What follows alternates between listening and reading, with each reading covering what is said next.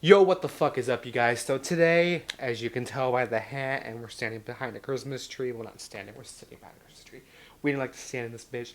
We are going to be doing my end of the year music suggestions type videos. You know, top 10 albums of the year, my worst albums of the year, all that type of shit. So this year, I decided instead of just doing the top 10 albums of the year, I'm going to be doing 3 separate videos. We're going to be doing my least favorite albums of the year, or slash disappointing albums of the year. Doing my top 100 songs of the year, which yes, I'm excited to do that. And we're going to close it out with the top 10 albums of the year, my favorite albums of this year. So I'm super excited to be doing these videos. I love doing these videos every single year. I am very, very excited about it, and I can't wait for you guys to go along this amazing musical journey with me as we count down my favorites and least favorite albums of the year and favorite songs of the year. So let's get into it with the first part of the series.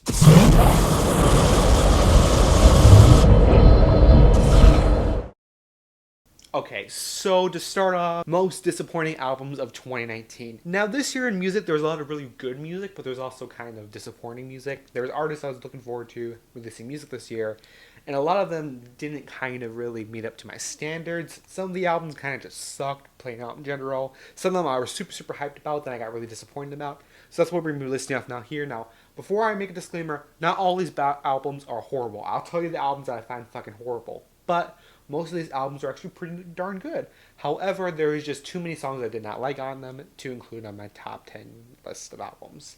So, without further ado, let's get into it with album number 1. I started from the bottom and now I'm rich. I got in my bag and I ain't The Azaleas, In My Defense.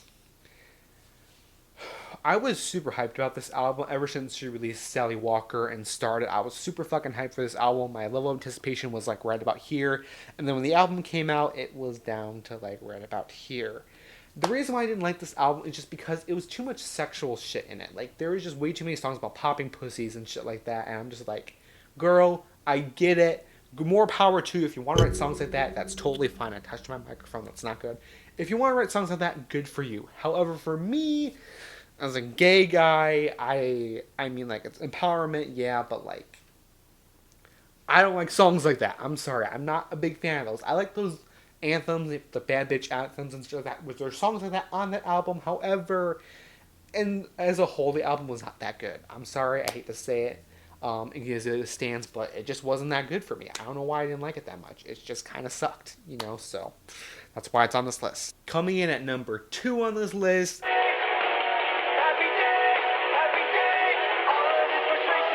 it is Blink-182's 9 album.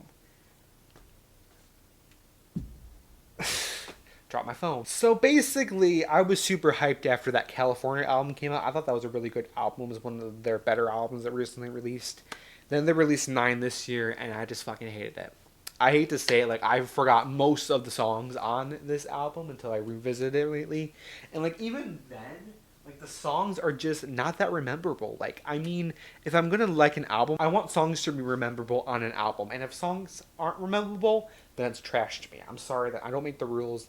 That's just how it goes. Look at some of the songs on this album. Yeah, I mean, even the album cover, like, as a graphic designer myself, I found that album cover atrocious. Like, what the fuck? Like, I'm done with this neon aesthetic. Like, in 1975, perfected it, and then every other band who can, that sucked so fucking hard. Couple good songs on here, like I think Happy Days is a good song, and then there's just 15 bad songs. There's a one song called On Some Emo Shit. These people are almost approaching 50 years old and they're talking about On Some Emo Shit. Like, shut the fuck up, sit the fuck down. You're not My Chemical Romance. You're not allowed to talk about emo shit. Fuck you. Like, I fucking didn't like this album. I'm sorry. Like, I like Blink-182, but I think they need to break up.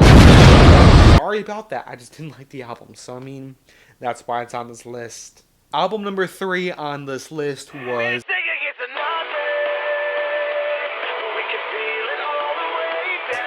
Being as an Ocean Proxy. Now, this album has a really fucking long name. It's like Being as an Ocean Proxy, Amino Story. I don't fucking know.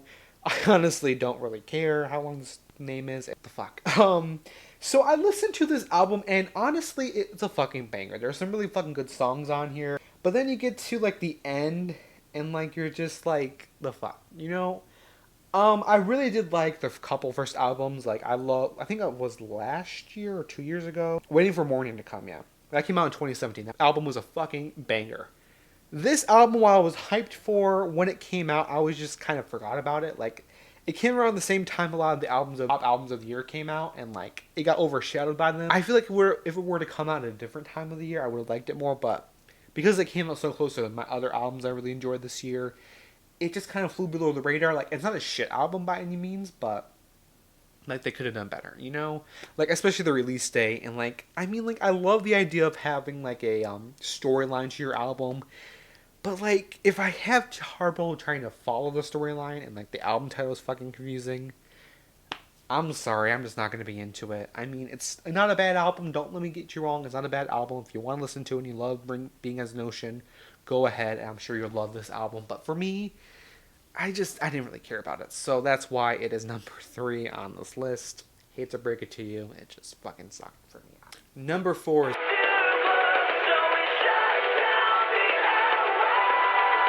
Crown the Empire, Sun and Sky. So I don't hate this album. Again, a lot of these albums I do not hate. But like, it got completely overshadowed by other albums I listened to this year now. I mean, I used to be a huge fan of Crown the Empire. I had a Crown the Empire shirt. I was a big fan of them. Then they kind of, fell off for me. Like, I'm not a huge fan of them anymore. This album came out and I was like, when I first listened to it, I'm like, holy shit, this album's fucking good.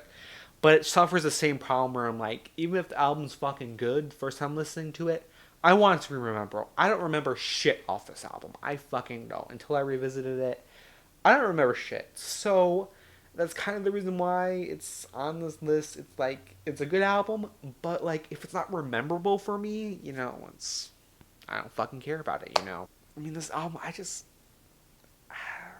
like the way it came out and everything, I'm just like, okay, cool, I guess. I mean, I guess I'll like it. It came out in fucking July. I don't fucking remember this album coming out. I honestly don't. I remember it coming out, I'm like, oh, cool. I like Misery and I like 2020. That's fucking it. That's all I like. Like, it's 10 songs, it's 34 minutes long. If an album is under 40 minutes for me, I honestly don't give a shit. I hate to say it, but like, 10 songs for an album is like a cop-out. I'm sorry. Call me a bad guy. 10 songs is a cop-out. I mean, then again, when you release 20 songs, that's also a cop-out.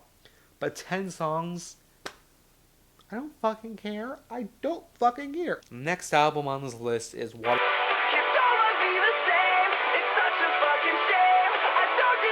Parks Fandom. Now, the first couple albums fuck, why am I forgetting those albums? They're fucking bangers. I love those albums so much. I forgot the names of them. I'm sorry. Double Dare and Entertainment. Fucking beautiful. Double Dare was amazing when it came out in 2016. I loved it. I don't think I made a 2016 album of the year video. I can probably look for it. I may have. I'm not sure. I've done this for like 3 years in a row now. I mean, I'll link the old ones in the description box if you can care about it. But Double Dare, amazing. Entertainment, pretty good, pretty solid. Fandom, on the other hand, I mean, Fandom, it's good. Like, there's a couple really fucking banger songs on there. Like, I Miss Having Sex, but at least I Don't Want to Die. That's a TikTok trend now. Fucking thank God. Turbulence, I think that was a song on here, right? Turbulent, that's a fucking banger. Watch What Happens Next, Cherry Red is a fucking good song. Dream Boy, there's a lot of good songs on here. However, again, it suffers from the issue where it's under 40 minutes. Some of these songs are like really fucking short. Like, if a song is like a minute and 30 seconds, then it's not fucking worth the time for me. Like, I mean, I feel like the aesthetic of this album was beautiful. They always have really great aesthetic, and I love watching them live. I would definitely see them live again, but 15 songs and 38 minutes long. I'm sorry, that's just kind of a cop-out to me. I don't know. More from you guys. I want some more. Don't be shy. Put some more. Give me some more. Put some Give more. me some more. Right? Like, come on, don't be shy. Put some more.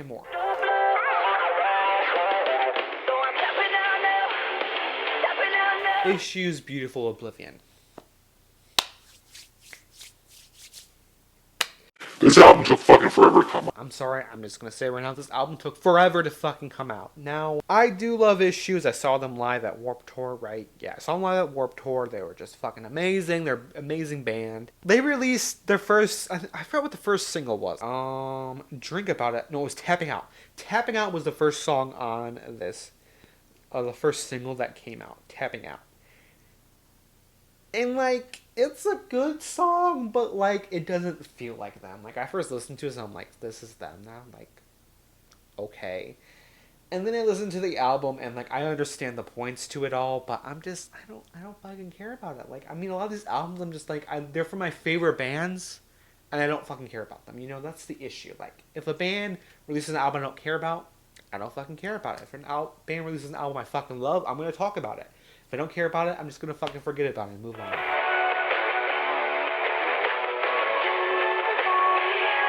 Bring Me the Horizon's Ammo. Don't get me wrong, this album has some fucking bangers on it, but was a disappointment to me. Just because I feel like that's the spirit, was like them rising from the grave saying, listen, we don't have to be all this fucking emo shit anymore. We can make fucking good bangers. The Mantra, the first single off this album, I fucking love so much. I was like, fuck yeah, I love fucking Andrew. I fucking vibe with this song. It's fucking amazing. then we get to some songs on here that are just like, I mean, okay. This album is like kind of like up and down, you know. There's some really fucking great songs in here, and then there's some songs I'm just like, I don't fucking give a shit about. Like, Wonderful Life is okay, but it's got someone on it that I don't like about. Why Gotta Kick Me While They're Down, I fucking love that song. That's a fucking banger. Medicine, fucking good. Sugar, Honey, Ice, and Tea, I love the acronym for that. That's fucking amazing. Heavy Metal got annoying after a time, and Mother Tongue, I don't fucking care about. And, like, there's some songs on there that are great. Like, In the Dark, I forgot about, honestly. But it's a good song. But this album's aesthetic is fucking amazing. I love what they're doing with it. I love how they're experimenting. They're not exactly going... They're going more in the pop direction, but I kind of like it when... I kind of like it when bands go into a little bit of a pop direction because that switches up their sound. But, like, I don't like it when they, like, steer off into the left edge like fucking Fall Out Boy. Fuck You Fall Boy, I hate you so much. Even though I still love some of their albums, I just don't like fucking Fall Out Boy. I was kind of worried about this album because I thought that they were going to go in that direction of the Fall Out Boy going all right into pop. I'm never fucking making a rock song ever again. And they made some rock element songs, mixed with pop, and that's one thing I like about it. But, I mean, this album just didn't deserve to be on my favorite albums of the year. I mean, it was a January release, or I think a February release. It's an early release. I never have early releases on there. I think I have one early release album on there, maybe two. But, like, I usually don't like them. I'm sorry. It's just... January albums kind of like, ugh.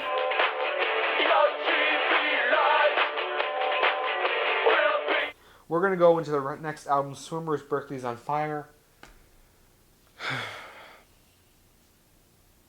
Swimmers, Berkeley's on Fire. Okay, so... The problem with this album, I didn't even know it was fucking out. Their last album, Drive North, oh my fucking god, amazing, fucking 10 out of 10. I love every single song off that fucking album. That song's amazing. I mean, that album's amazing. I fucking love that album. I just love that album so much. And I just gotta say, I don't fucking care. The songs aren't horrible, but, like, I don't fucking care about this album. I'm sorry. Like, I had my friend tell me when this album came out. I had no idea. Like, I followed them on, I think, Twitter and Instagram, and I had no idea this album was coming out. I had fucking no idea. And, like, I kind of like it when I have no idea when an album comes out, but, like, at that point, like, I mean, 2016, that was a fucking wild time, and then 2019...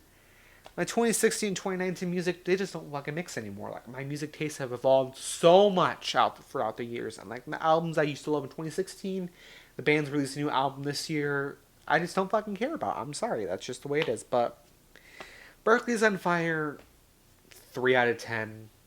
I don't fucking care about it. I'm not even going to look at my phone for this one. The single dad mingle dance at the club with the iron in my wrinkled pants. You go Chance the Rapper's The Big Day. It was his first album. He released mixtapes before. Coloring Book, fucking phenomenal. I love that album so much.